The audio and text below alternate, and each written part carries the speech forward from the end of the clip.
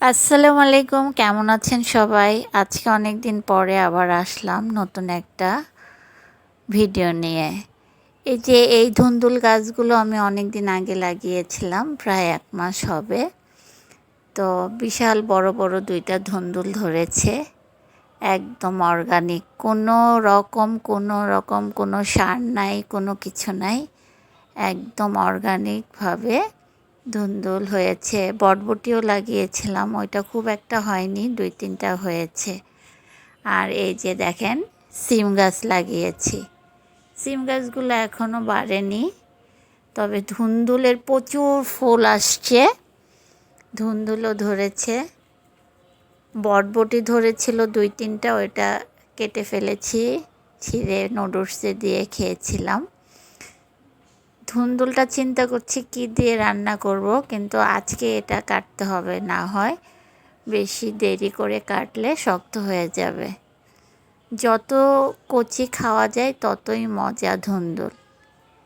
এই যে আমি এখন কেটে নিচ্ছি ধুন্দুল। কি যে সুন্দর, সামনাসামনি দেখে কি যে ভাল লাগছে, কিন্তু কাটতে ইচ্ছা করছিল না, কিন্তু তারপরও কাটতে হলো, না হয় একদম শক্ত হয়ে যাবে।